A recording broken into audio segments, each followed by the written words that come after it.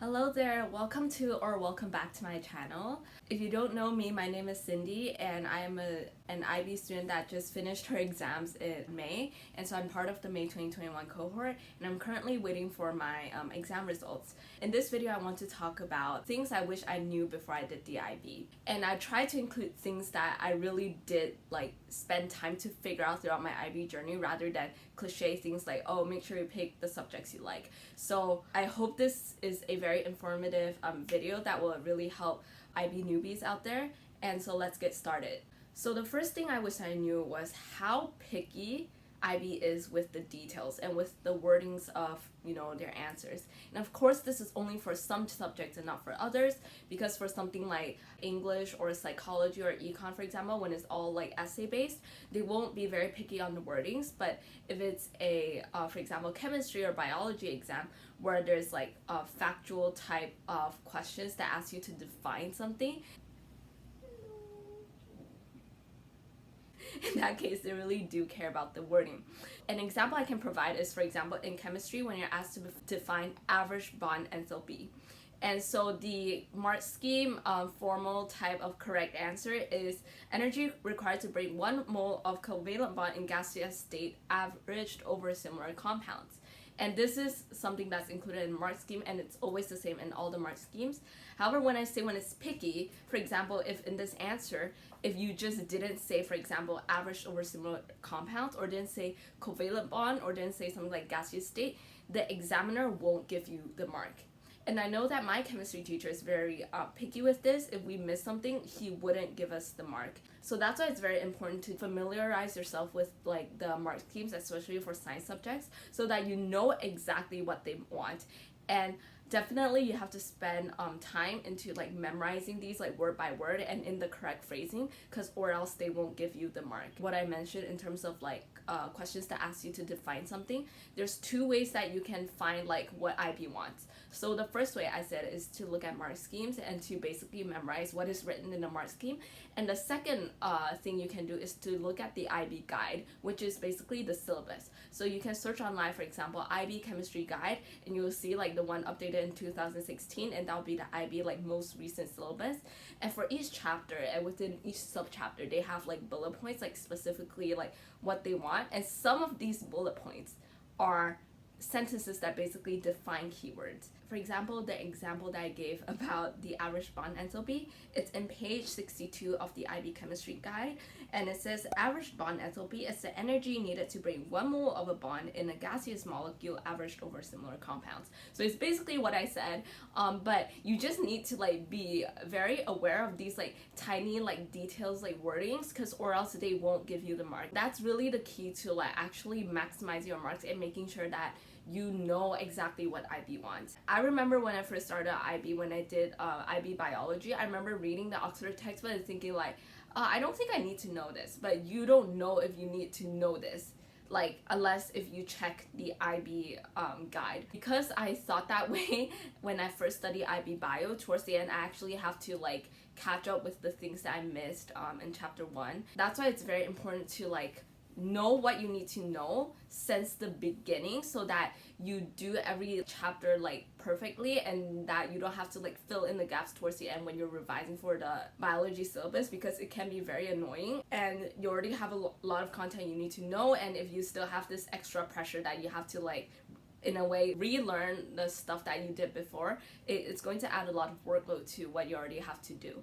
So what I said about knowing what you need to know, the only way you can figure out if you need to know this is by looking at the IB guide, which is the syllabus for each subject. So they have one for each subject, and you can easily find it online if you just type in, for example, IB biology guide, and you will find it for sure. I find the guide most useful in science subjects like chemistry and biology. For each bullet point, you can easily turn it into a question, and I learned this method from this is Manny. So his video, there's one about how I got 44 points in IB. So I saw that video very early on. So that's how I organized my notes systematically and reviewed systematically. So what he said was basically for each syllabus target in the guide or the syllabus, you can rephrase it into a question using an IB command term. And the easiest way to do this is something use command terms like explain or describe.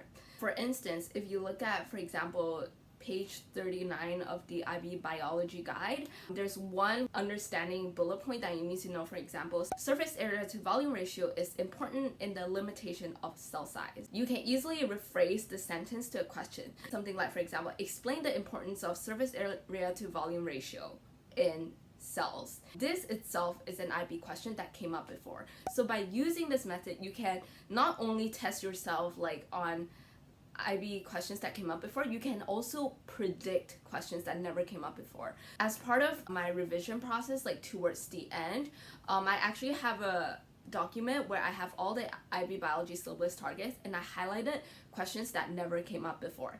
And I try to focus more on those questions, on those syllabus targets, because it's very easy to almost like forget about those topics. And if it does actually come up, it might actually like shock you, because like you might not expect this to come up. I trust myself that I have already memorized all the mark schemes for the existing topics, so I did look into it as much. So that's something I wish I knew about IB at the beginning. So I figured out this like IB syllabus like documents like I think almost like halfway into my first year, and it's not that late, but I really hope that I knew that since the beginning, so that I'm able to like incorporate these along the way and not having to like leave it until the end and then do it when I'm already very short on time. The second thing I wish I knew was that doing as much as you can in the first year of IB may not be the best strategy.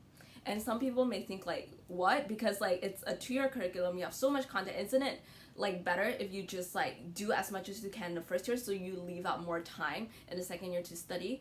For some people that might work, but I know for me it doesn't work. So an example of this is that like because I was in another school when I was in grade 10 and I transferred to a new school for grade 11 and 12, I was able to compare and contrast like the teacher's approach into teaching the same subject. So in my previous school, for chemistry, for example, for topic 1, stoichiometry, they finished chapter 1 in 1 week. While my school, my new school, my teacher finished stoichiometry in like 1.5 months. And I was panicking at the beginning. I was like, why are they finishing the content already when we're still in chapter 1 and they're in somewhere like chapter 4 or 5? And I was like concerned because like what if we can't finish the topic? Thankfully, my chemistry teacher is a very experienced teacher, so he did very well in like pacing all the subjects. And I think like doing it like slower, like spending 1.5 months on stoichiometry actually saved me, because I didn't learn as much stoichiometry when I was in like high school, so I really needed time to like absorb and get used to what like stoichiometry is like. While in my previous school, the students finished stoichiometry in 1 week, but the students kept failing the exam, so they were getting like low grades, like maybe 5 the maximum for exams, and the teacher ended up having to reteach that chapter again. So which was the better approach? I don't know. For very smart students, I guess, that can learn the content very quickly, I guess teaching the content quickly first and then leaving time to review is better. But if majority of the class are students that are not that good in chemistry, it might be better to take a slower like approach into teaching the content like step by step rather than like rushing through the content. It's just my opinion, like the teaching it slower really works better for me. Yeah, and to be honest, towards the end, because my chemistry teacher taught like the content slower, we didn't have as much time for review. So I remember we finished the last chapter of organic chemistry for HL the week before like we go off to study on our own. We basically didn't have any class time to do like reviews together, but it worked for me very well, because I remember like when I was reviewing for chemistry, all the like definition terms and the skills that I did before, I can still easily like pick that up, because probably I spent a lot of time like processing it and actually like absorbing the content. I was able to pick it back up very quickly when I was like reviewing, if that makes any sense. And I can imagine I would die if my teacher rushed through the content and I didn't understand the thing. What I say about doing it as much as you can, so I know for some schools they like start IA in the first year of IB. Well, in my school, all of the IA started in the second year. There's pros and cons to that. The pro is that you get to learn more stuff before you actually do your IA, so you actually have more options as to what topics you want to write about and research about. The con side is that the second year of IB is very, very, very busy with 6 IAs and your TOK essay and potentially your EE like added on top of each other. That's a lot of work and you will very feel overwhelmed, and when it's so close to your exam, you have to focus on these like 6, 7, 8 tasks while studying your exams can be very overwhelming and can be a lot of pressure. What I did was that even though my school started IA in the second year, I already had an idea of what I want to do for IA for almost all of my subjects during the summer of like my first year of IB. Because in my opinion, getting a top and finding a research question for IA is the most difficult part for IA and EE. So I did all those difficult part like during summertime when I had plenty of time. And I remember I really wanted to like skip steps when I did IB in the first year. So I was asking about like doing options, I was asking about doing IAs, and my teachers are looking at me like, girl, you don't have to think about that now. It's like somewhere in second year, like you're not supposed to think about that now. And I was like very worried because I know there will be a lot of like content and everything. The reason my teacher said like you don't have to worry about that now is because I didn't have enough knowledge and skills to write a good IA at that point during the summer. I think that's the best time to actually start thinking about your IAs and things like that, but like don't start too early. One thing you can definitely do as much as you can in the first year of IB is CAS, because it's something that you have to do in order to pass, but then it doesn't count for any marks and it doesn't require any like special knowledge or skills or whatever, so you can just like do as much as you want. I know for some schools they only allow students to do CAS in the first year of IB, which is kind of smart because like they want their students to focus entirely on like learning the content, their ISA, whatever, in the second year of IB. But some people find not having extracurriculars like very boring. And to be honest, like I still did MUN and basketball after very, very careful consideration. Just make sure you write enough reflections, almost like right after you do the activity. Include a lot of photos, videos, and that would absolutely work as well. What I didn't know was that you can also do like audio reflections. My previous CAS teacher would just let us to record our reflection on our way back from MUN conferences, and that would be our reflection. Doing verbal reflection is actually much faster than sitting down and writing an actual reflection. That's it for a second tip. I'm sorry if I'm rambling a lot, but yeah. So the third thing I wish I knew before IB is that knowing how to study for each subject is very important. Different subjects, they assess the content very differently, and it's very important for you to drill into how do you do well in that specific assessment. Just to give an example, for bio, the best study method is like active recalls. For chemistry and math, for example, it's about doing as many questions as possible to like get used to the type of questions that might come up. And so when the same type of question come up during the, you know exactly what to do at that moment because you've done that type of question so many times. And so for psychology example, psychology are able to predict every single possible question that might come up. And I'm going to make a separate video about that. But for psychology, you have to write like 3 short essays and 1 long essay. And you can technically, if you spend time, you can predict all the possible questions that might come up and then prepare an essay or an essay outline for each question. If you have that prepared, you'll walk into an exam with full confidence with no surprises. And that's what I wanted to like get to when I was preparing for my exam. In order to like know how to study for exams, talking to upperclassmen, like students that have graduated, or just watching YouTube videos on like tips on how to get A7 in IB biology, or like all these YouTube videos out there are made by students that have done the IB that condensed all their experience and all the mistakes they made into one video. It's very important for you to just learn from others' mistakes and start correctly at the beginning so that you have like a very systematic approach to studying each subject since the beginning of IB. And I know for group 3 subjects like psychology, econ, and business, there's always like options related questions. So they would, for example, give 3 questions and you only have to choose 1 to answer. So in that case, you can actually use strategies in your revision. For example, I know for psychology, because I only did psychology for group 3, they would tell you exactly for the ERQ. There would be 3 questions and 1 question would come from each core content. So there's BLOA, CLOA, and SLOA. So 1 would come from BLOA, 1 would come from CLOA, 1 would come from SLOA.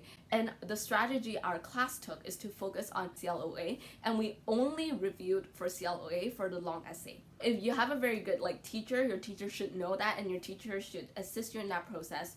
But sometimes when we don't have a good teacher, you have to figure that out on your own. And I think YouTube is a very good platform in terms of like learning the mistakes other IB students have made and to prevent yourself from making that mistake again so that you can make sure you do well in your IB journey. The fourth thing I really wish I knew was that the university doesn't really look as much into your EE. I know this tip is not that much about IB specifically, but it's something that I was very worried about when I first started my IB. So if you don't know, I applied for biomed for all the countries I've applied to and all the schools I've applied to, and that includes like UK, Hong Kong, Singapore, and China. One thing I was really scared about was like having to do a science EE, because I've heard so much about like how scary science EEs are, and all the science teachers are like, don't do a science EE, like don't do a science EE. If you do it, if you put in like all your work, all your time and effort, you will only get a C maximum. And so I was so scared about having to do a science E, because for biomed, it's almost like I have to do a biology E or a chemistry EE. At the end, I decided to do a psychology EE, because psychology, if you go into neurobiology, is still related, and psychology EE is almost like a literature review where like you look for various research and how it supports like your research question and things like that. So it's much more easier than a science EE, because you're not allowed to do an experiment for a psychology EE, so I didn't have to like go to school during the summer holiday to like get my experiment done or anything. What I noticed in my university application is like no admission officers ever asked me like, why didn't you do a science EE? And they don't require you to like upload your EE to the university so that they can read it. They only require the grade. I know a student in my school, like she is in junior year right now, she wants to apply to med school, and she did an English EE. So and I guess it's fine, because like no one actually looks at your EE. It's just something you need to get done to pass the IB, and something you need a grade for to get the bonus points in IB. Fifth thing I really wish I knew about the IB was knowing how to prioritize your assignments, knowing to weigh which assignment is more important than the other. Towards the end of 2020, that's the time when we had a couple of IAs that we have to work on together, and our TOK presentation and our TOK essay. On top of that, we also have unit tests for like each subject. So it was a very busy month for us. You have to juggle so many things at the same time. It's very important for you to prioritize certain assignments over others. Let me give you an example. If you have your TOK presentation and your final math IA due on the same week, which one would you prioritize? Of course, the answer is your math IA. TOK only takes up like 3 points, or a half of 3 points in the bonus point, and math IA takes up like 20 or 25% of your math grade. And considering with like COVID happening and the potential of exams being canceled, your math IA may be the thing that determines your math grade entirely, and that's like 7 points in total. So why would you prioritize your TOK presentation over a math IA? Being an IB student, you'll come to a lot of occasions where you have so many assignments at the same time, and you really have to prioritize one thing over another. That's all I can say about it. Like, you just have to be very smart in terms of like doing one thing over another, because you have so many assignments. Perfectionism is a thing. So you cannot do all of them perfectly, and you have to prioritize some over another. I plan on doing 5 things, but this one is actually so important that I have to include it, and I have to put it at the end.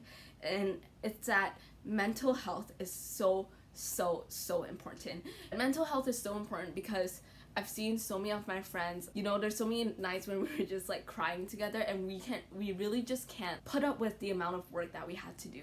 And my teachers are so caring that there's so many times where they just spoke to me like individual, and they sense that I've been like very anxious and like nervous, like stressed about so many things, and they spoke to me, and it really helped me in terms of like adjusting my mindset and everything. And so all I can say is that you really need to reach out to like your friends and teachers, and because it's normal to like have your mental health damaged like in IB. It's because it's such a challenging and like difficult like curriculum that so many students want to get a good grade, but they can't, and it really like hurts their mental health.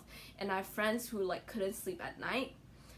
They're just like drinking like energy drinks like every day, and they couldn't sleep at night. They had to take melatonin, and the melatonin didn't work, and like insomnia, like all these are actual health problems, and it's not worth it to develop these health problems just because like you care about like your grades so much like in the IB curriculum. All I can say is that while you guys are working hard for the grades you want and like doing IB, it's so important to just like take care of your mental health.